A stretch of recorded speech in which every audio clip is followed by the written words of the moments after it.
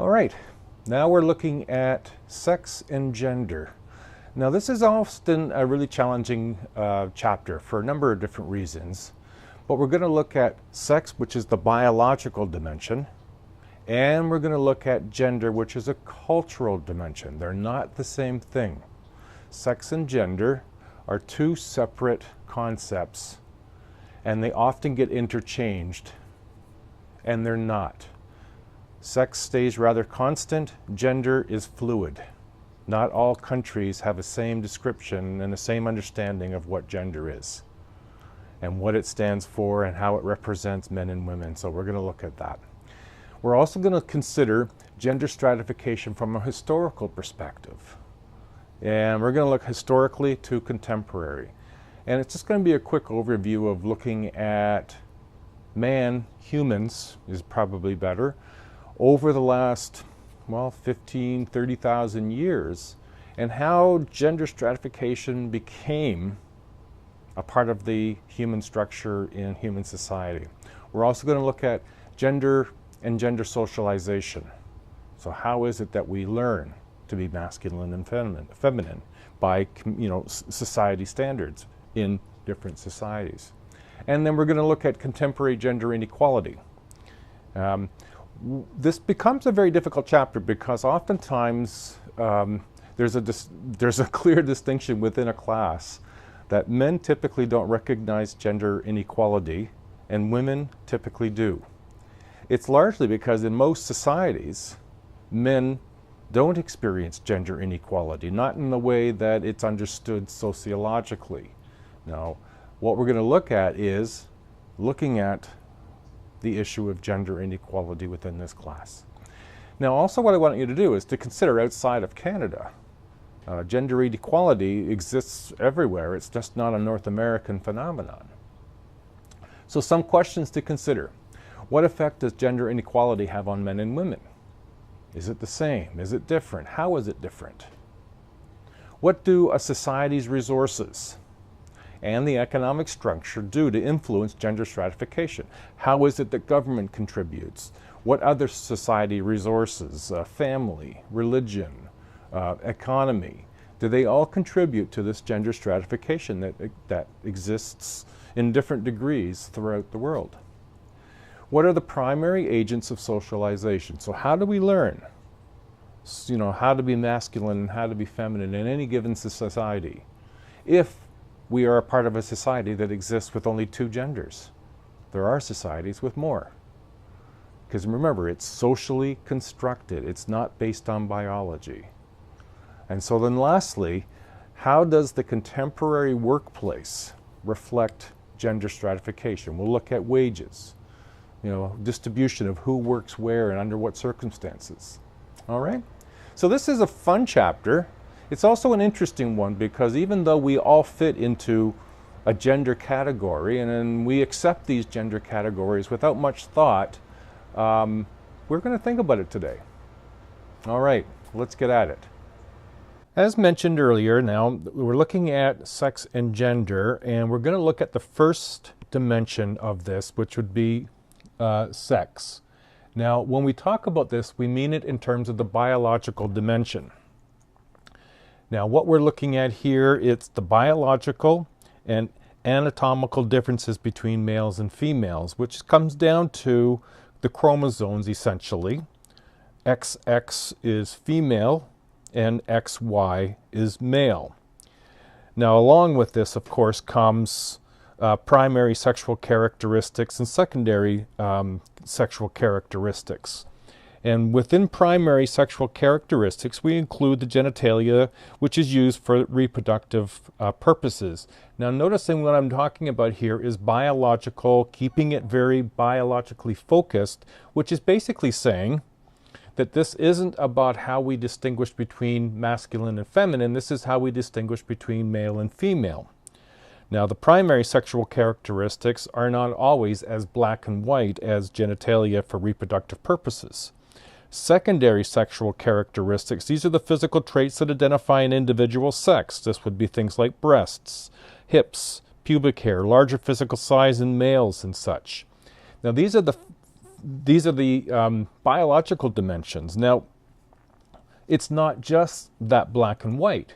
We have examples of people who are hermaphrodites and transsexuals. Now, by definition, now these are sociological definitions. You'll find that in abnormal psychology, you might have slightly different definitions. A hermaphrodite is a person in whom sexual differentiation is ambiguous or incomplete. That is to say, they aren't completely male and they aren't completely female according to primary and sexual characteristics. And they may have some ambiguity, some variation in between. Now, transsexual, this is a person whom the sex-related structures of the brain that define gender identity are opposite from the physical characteristics and the physical sex organs of the person's body. Now, there are different examples or different makeups, transvestites. Now, this is something you will find in a psychological disorder in abnormal psychology, and this is where a person, male typically, who lives as a woman, or a female who lives as a man, but does not alter their primary sexual characteristics. Neither do they have that as any interest. They're not finding themselves with, say, if you will, a female brain in a male's body. Now, Brach's, now, if you look at the video that I posted for the journal, this is biological males who behave, dress, and work as females, and you'll find other examples of biological females who will dress and work as males, and they're treated in those particular genders. Now, when we can look at transsexuals in terms of North America, we see lots of examples of people, whether they be celebrity, as in Caitlyn Jenner or Bono there in the top, but the other examples are also of transitioned males or transitioned females. And these would be people who have had sexual reassignment where their brain chemistry and brain makeup, if it were male or female, seems to more line up with who they see themselves being. And so it's very complicated. The sexual dimension is not as straightforward. Transgender are those who appear both in terms of how they look, their behavior, and or their self-identification that doesn't conform to the social rules of gender. So this would be an example. These people here on the screen are examples of transgender. People who don't feel themselves in the right body, who go about making changes biologically to themselves to match better. Now, when we talk in terms of other dimensions, in terms of the biological dimension, there is the issue of sexual orientation, where when you think in terms of orientation, there's three key criteria for defining homosexuality.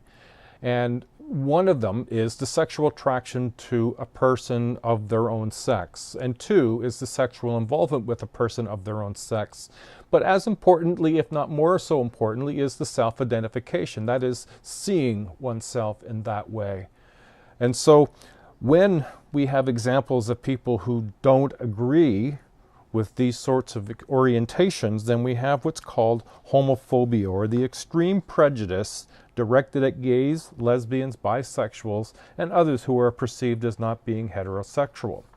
Now, what's important to recognize, and we'll touch on this in the next slide, is that sex is biological in its dimension. When we look at the next dimension, we're looking at cultural dimension, gender. In cultural dimension, what is meant by this is that gender is culturally and socially constructed. There's a difference between males and females that are found in the meanings, beliefs, and the practices associated with femininity and masculinity. And because cultures around the world don't see masculinity and femininity in precisely the same way, therefore they define things according to the way that they see masculinity and femininity within their culture. Now, there are some special terms. When we think in terms of cultural and genetic, about gender role, you were looking at things that could fit within what is the attitude, the behaviors, and the activities that are socially defined as appropriate for each sex and are learned through a process, a socialization process. So you're seeing a list of masculine and feminine stereotypes. Now, for some people, this would start to represent some of the gender roles that we are taught both in our family, within our peers, within schools, within religion, within society, that this is what it is to be female and this is what it is to be masculine and male. Now, these can change over time, and gender identity is what is a person's perception of themselves as female or male. So related to gender identity is body consciousness, about how a person perceives and feels about his or her body. It includes an awareness of social conditions in society, and it contributes to one's own self-knowledge. Now, gender institutions are where gender is one of the ways in which social life is organized into sectors in society, and then there is what we would describe as gender belief systems, and these include all the ideas regarding masculine and feminine attributes that are held to be valid in a society. And these do change over time. If you look at homosexuality as an example, that used to be viewed, or those people who fall within those orientations used to be viewed as having a medical condition. Now, of course, today it's nothing in that genre at all. In fact, it's much more accepted, at least in Canada and in some parts of the United States and other parts of the world. Now, when we think, again, about sex and gender, one of the things that jumps up at us is what's known as sexism. And this is the subordination of one sex, usually the female sex, based on the assumption of superiority by another sex. Now, this is an important point to be bringing out, because when we talk about superiority, it's like looking at the discussion about minority and majority. That the superiority of the majority group seems to have power over the minority. And yet, when you look at the differences between men and women, that difference genetically is so minute. It's extremely small. Less than 1% of the genetic material makes what is a woman, and makes what is a man. And yet it makes such a big difference in the way we do see each other, but it's socially constructed about who has what authority and what power over what gender. And so sexism is this subordination of one on the assumption, and it's important to recognize that it's an assumption of superiority. Now, what gets involved here, of course, is typically negative attitudes towards women, stereotypical belief that reinforce, complement, or even justify prejudice and discrimination. Interwoven in sexism are terms that we call, the bottom left says, father knows best. This is based on a system that's known as patriarchy, a hierarchical system of social organization in which a culture, politically and economically, structures are all controlled by men. And if you look at businesses, you look at politics and leadership, you'll find predominantly men. The household is still considered by many of society that it's a male-dominated system, the family. The father is the head of the household, makes the money, earns the wages, makes the decisions. Now, that's not necessarily straight across the board the way it is, but it does lend itself to say that these are also fluid. So things do change over time. Now, matriarchy, girls rule is the signature there. This is where the hierarchy system of social organization, culturally, politically, and economic structures are controlled by women. Now, that doesn't happen in very many cultures in the world. But it has existed, and it still does exist to a much smaller degree than patriarchy. Now, if we look at it from a sort of where did this shift, or movement of gender stratification, the way we view men and women over, how does it develop over time? Well, we can look at, this division of labor, men's work and women's work. Where did it come from? How did it start? And there's several factors that are important in determining the gender division of a society. Now, one is the subsistence base. Now this really just means that how does a society gain basic necessities like food, shelter, and clothing? A second issue is the supply of and the demand for labor. And the third around the division of labor that's on the lines of gender is the extent to which women's child rearing interferes or affects the practices and the compatibility of certain kinds of labor. So let's go back in time and we can look at the earliest formations of how man, and I should say how humans interacted. And we can go back to hunting and gathering, where the basic theme here was that men hunted for game and women gathered roots and berries. It's relatively equitable, the relationship between men and women at this particular time. Both roles were important to the success of the society. Women are full economic partners with men, and there's very little social stratification. Now, if we move into the earlier the times following hunting and gathering, we entered into the horticultural period. Horticultural people were able to grow their own food, and women's economic contributions were compatible with childcare was vital. It's fairly high degree of gender equality existing because neither sex controls the food supply. When we started to move towards pastoral, this is the domestication of animals to provide food. Herding is done primarily by men.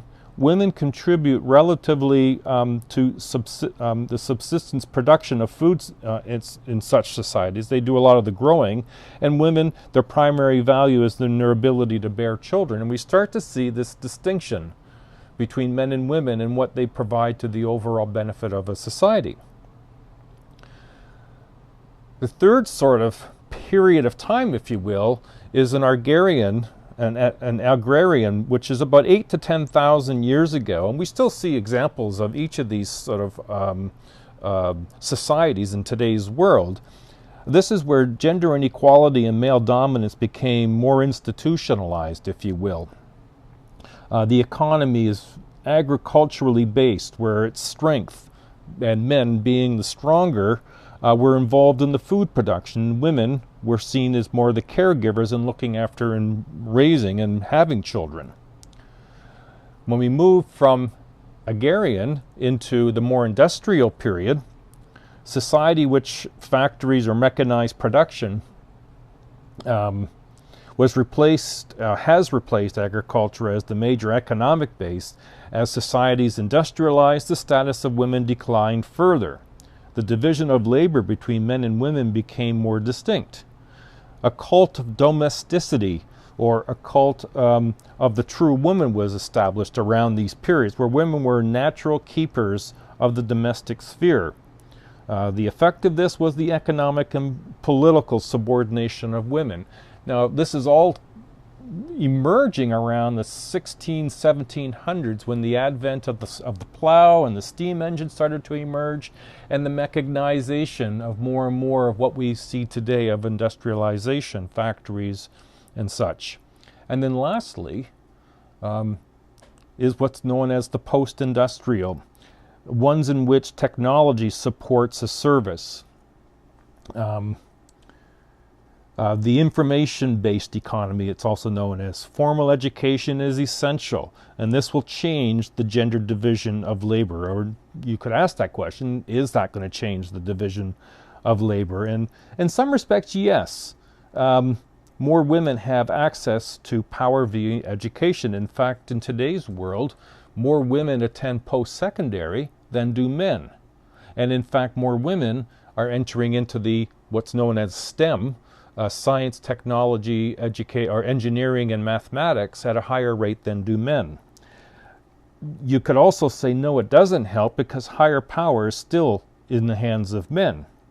The effects on the family, well, we have dual earner families, which is becoming the norm, with about 80% of adult women in the workforce caring for children and a partner, and aging parents, as well as meeting with the demands of work. Places strain in women's lives, issues of female-headed household, double burdened with income and paid responsibilities. It's arguable as to whether or not women are getting a more balanced representation and more balanced responsibilities and authority within society. Now, we can take this further and sort of look at, well, if these existing separations between men and women do exist, how does this get perpetuated? Can't just be in the division of labor. There must be some other agents at play. And so then we can start looking at some of the cultural dimensions, and in particular, we can look at socialization. And we can start with gender socialization by parents. Boys and girls are seen differently. Children, well, their clothing, their toys reflect this. Boys are encouraged not to participate in girls' games. Chores in the home vary for girls as it does for boys. Girls tend to be caring for siblings and domestic responsibilities, and boys tend to be engaged in computer games and work outside. Now, some parents purposely encourage opposite gender play roles in order to sort of create a better balance. And we certainly will say that over the years, gender, well, it is fluid in society. And so some of the shifts that we see in what women do and what women see as women's work and what men see as men's work is changing. Although it's still something that is very entrenched in the way that we engage with our children. Now, peer and gender socialization, well, same-sex groups are most common in early education. Children are more accepted by peers if they conform to gender stereotypes. In adolescence, peers become even stronger. Male bonding is to encourage male identity. The evidence for gender bullying in school really does exist based on whether or not you meet or don't meet certain expectations and conform. You can also look at the schools, teachers, schools, and gender socialization, that during the early years of education, a teacher is very powerful.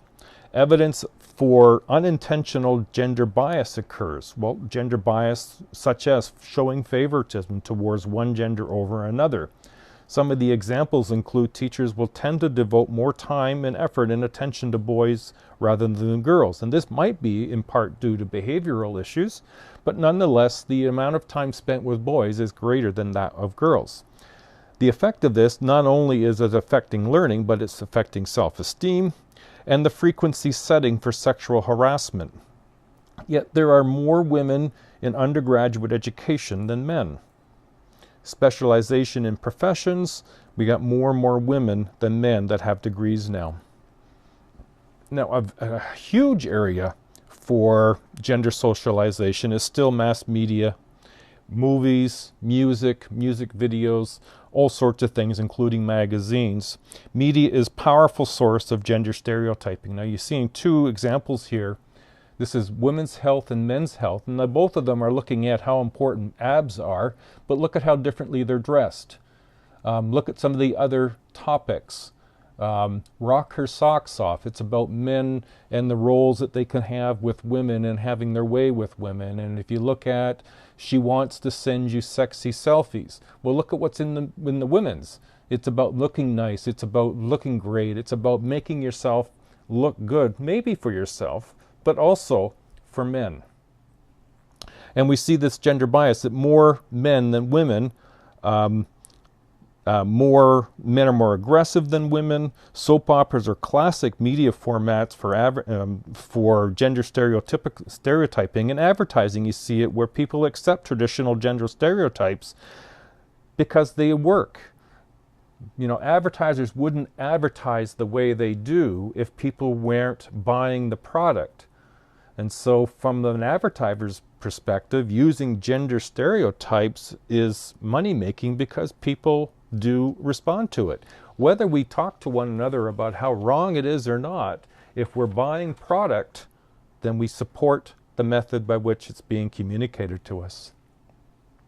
And lastly, in this particular part, we're going to look at some of the contemporary gender inequality that exists. More gender segregation in the paid workforce. Gender wage gap.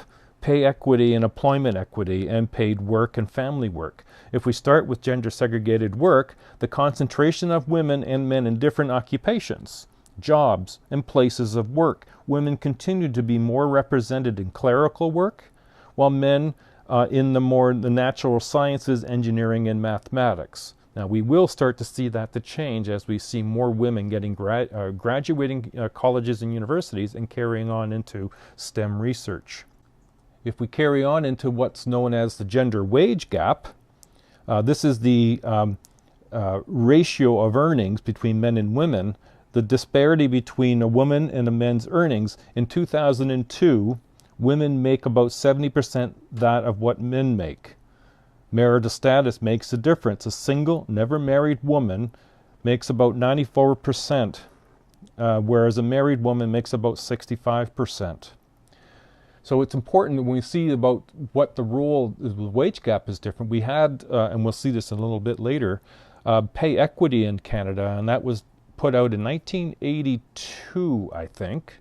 And that was put out in order to establish more balance between men and women doing the same work with the same education to get the same pay. And that was in 82, and here we are in 2017, and women aren't making any, are still making 70% that of which men make.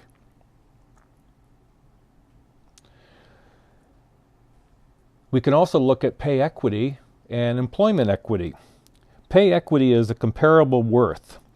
This reflects the belief that wages ought to reflect the worth of the job, not the gender or race of the worker. Employment equity, this is a strategy to eliminate the effects of discrimination and to fully open the competition for job opportunities to those who have been excluded historically. Now, some of the targets for these strategies include visible minorities, persons with disabilities, Indigenous people, and women. Other related issues to this include recruitment, selection, training, development, promotion, conditions of employment, and layoffs. This is to say that all the reasons why those things need to happen or are happening can't reflect gender. It must reflect competency, the way a person does the job itself, not the gender of the person doing the job. And lastly, but not less important, in family sociology, it's another course that I teach, we spend a fair bit of time looking at this area of, and it'll happen towards the end of the semester, looking at the issue of paid work and family work and the relationship between the two. Paid work or for wages or a salary is one thing. Family work is unpaid work such as the housework, the child care of parents and kin. The norm is that the married woman combines both paid and family work. The division of labor for family work has not essentially changed over time. Women still do the bulk of the family work.